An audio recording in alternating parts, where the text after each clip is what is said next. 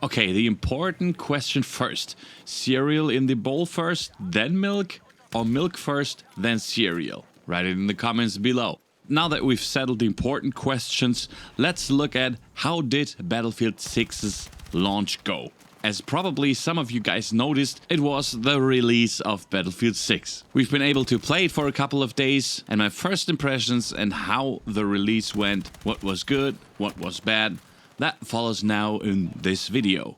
First, my initial impressions of the game. I have to say, I play the game on Steam, so unfortunately, or actually, I had a relatively smooth launch. I had no problems getting into the game, except for one at the beginning. On the first start, I had a queue of 96,000, but I think I was in the game in about 2 or 3 minutes, and I haven't had any problems since. I know there were significant problems with the EA app, but first the assessment from my perspective. We'll get to those issues later.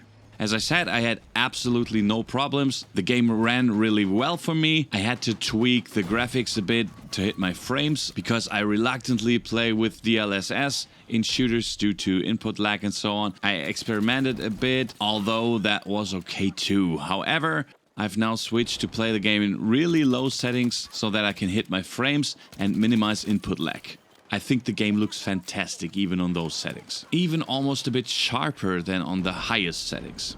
So I do feel like there's a huge difference there. And then it ran really smooth and well for me. Mouse input was super okay and I definitely had a lot of fun. I think the game is fantastic. I think you can already tell that in the last video, and nothing has changed about that even after the release. It was a bit of a typical Battlefield release, as you know them. Maybe a bit better than usual, at least from my side.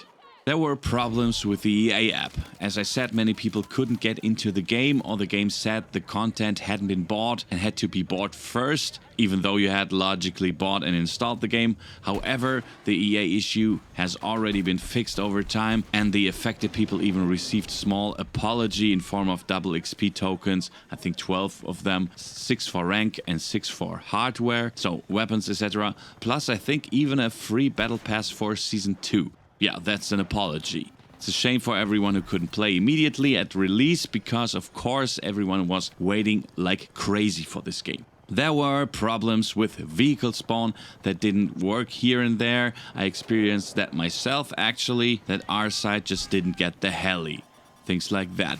Although I have to say, sure, it shouldn't happen, but these are also things that can probably be fixed relatively quickly, I assume. I'm no programmer, but fundamentally I think the release, as I said, went really well from my side. A couple of things that were fixed relatively quickly are active.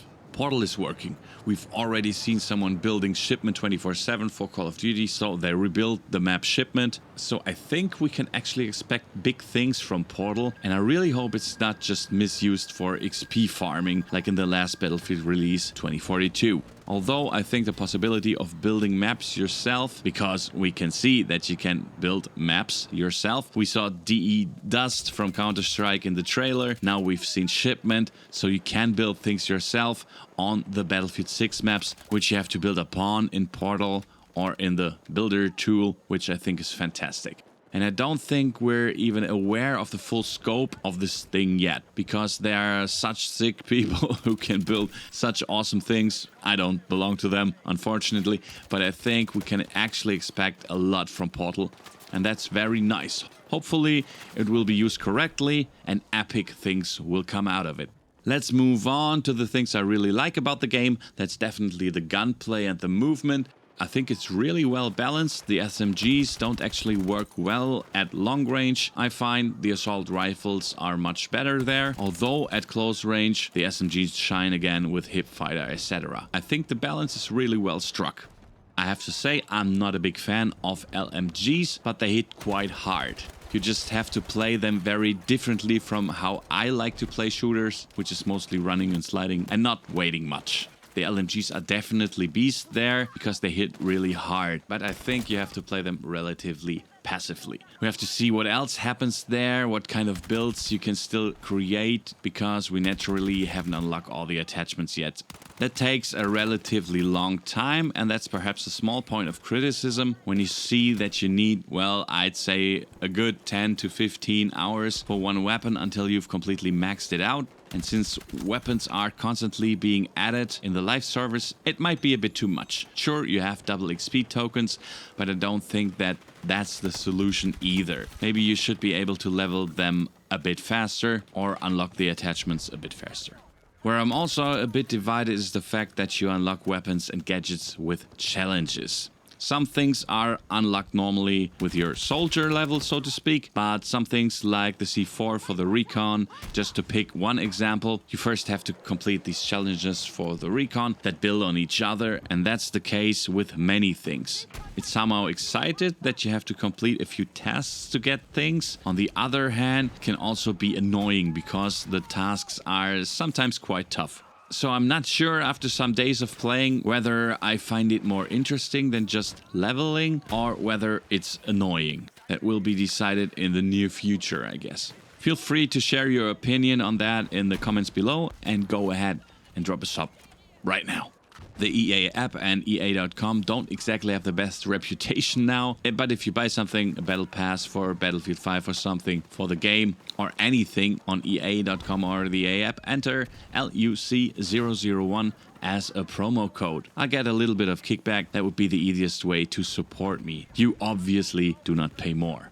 Another thing I really like is the ground vehicles. They feel powerful, except for the camera thing. It just needs to be a bit further away from the vehicles, especially with the main battle tanks. It's extremely close.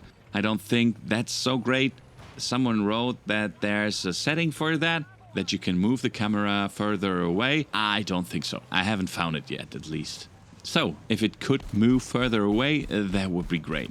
Otherwise, I think the graphics and how the vehicles behave on the ground is mega fun. Really, really good. My absolute favorite thing is the Tau from the Bradleys or the IFVs. I forgot what the other one's called on the other side. Not so important. Taking down helicopters, etc. with it, it's definitely a favorite of mine already in Battlefield 6. It might be a bit too easy. I think the speed of the Tau will be nerfed a bit. I'm pretty sure about that. They've already nerfed the speed of the RPG. I noticed that. It's much harder to shoot down helicopters than it was in the beta. That has definitely been nerfed, and I think the Tau is next. Because, yeah, it's relatively easy since the helicopters are also relatively sluggish. And now, with a clever transition, we come to a negative point. Before release in the beta or in the last tests, the attack helicopter felt really good. It was really fun. I even said in one video that it feels like the old ones again. They've done something to it now and the thing flies like a bathtub again. Please, please roll that back. Because it was so much fun before than it is now. I don't mind if it's difficult to steer, but it's just ultra slow, yet very vulnerable to AA and RPGs. Sometimes you just don't have a chance to evade, or, well, it's just not good. I think it significantly limits the fun of the game. Although the gunner is super strong in the attack heli, they'll probably nerf that a bit too, I could imagine. You can farm kills endlessly with that. It's somehow justified and it's not that easy to fly, but the feeling is simply not good. The same goes for the jets. That's my biggest issue with the game right now, the jet gameplay. It's simply unpleasant. The controls I think are okay, so they've made them a bit more agile than they were in the beta, I think, based on the feeling. But the time to kill from jet versus jet, well, dogfights simply cannot happen in this game. I'm comparing it to Battlefield 5. Firstly, you don't hear the planes. So if someone is behind you, you do not notice it at all. Or if an opponent shoots at you, it's already too late anyway. You can't do anything because the time to kill is simply so short that you have no chance. In addition, these planes are so sluggish that you don't even get into a dogfight. Plus, in free look mode, which you need to know what the enemy is doing in a dogfight, as a jet pilot, you look around and know what's up, right? In that mode, when you look around, you can't steer. That means you have to decide either I know what my enemy is doing and I can react accordingly, or I just fly my spirals blindly and can't use proper tactics and have to guess what the enemy is doing. So the jet gameplay, that is really my biggest problem with the game, I have to say, because I love flying jets. It's simply not good. The worst is the mutual TTK. That just doesn't work. And what's very unfortunate is that there's nothing to level in the jets yet, so you can't unlock anything yet. I think that will still come, but the fact that it's not in the release version yet is a bit of a shame. Jets, yeah, not that great.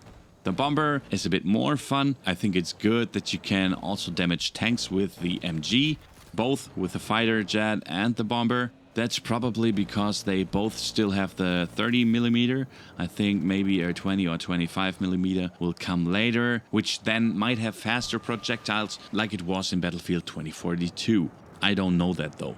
In any case, they do massive damage to vehicles. You should try that sometime.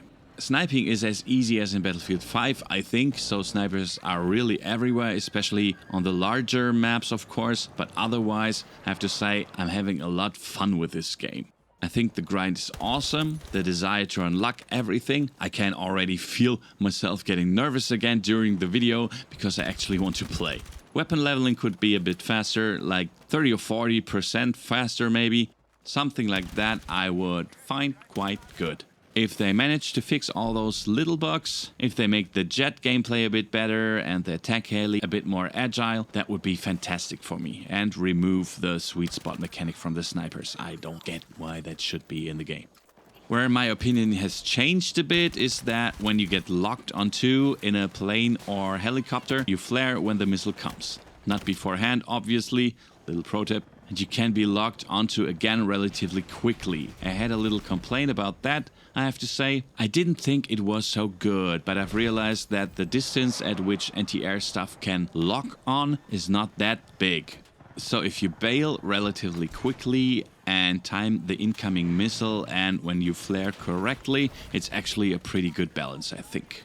Speaking of anti-air, I noticed something. I actually played the anti-air tank once, right? So if you are somehow susceptible to epilepsy or something like that, you know those warnings that sometimes come up in games and stuff, don't get into the AA. When you shoot the cannon, the whole screen somehow becomes very bright and white in very short intervals. So it's a real flicker. I noticed how it stresses me out, and I'm not really susceptible for that. The screen briefly becomes very, very white and bright. That is really stressful. So just a quick note to DICE or EA, if you see this, you need to change that. That's not healthy, I think, in the long run. In addition, I noticed that I don't play the Assault that much. I know many people complained about the Assault class, 2 primary weapons, shotgun, etc. I belong to them too. I don't think that needs to be in the game. I still believe that it doesn't have to be a thing. However, I haven't died to it particularly often, I have to say. I myself almost exclusively plays support and engineer, I noticed. Even more on the engineer side, because combating vehicles is important in this game.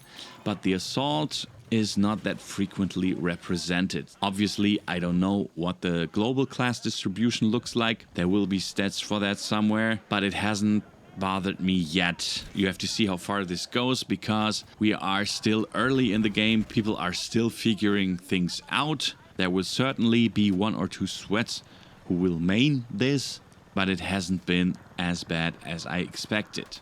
I have to give 2 thumbs up. I find it fantastic. I also had no problems at launch. Yes, it was a typical Battlefield launch that things didn't work. However, I believe that the most serious things are relatively quick to fix or have already been fixed. Therefore, I think it was a quite okay start. It was okay. Now they have to get the netcode under control, because I sometimes had significant desync, really bad sometimes. That wasn't so great either. It still belongs on the negative list, but otherwise I'm completely satisfied with the game. I had a lot of fun with the boys too, and I think I'll continue to have fun with the game. I think it's fantastic. Tell me your general opinion in the comments, leave a sub, Let me and the whole community participate in your thoughts, and then I hope to see you in the next video. Bye!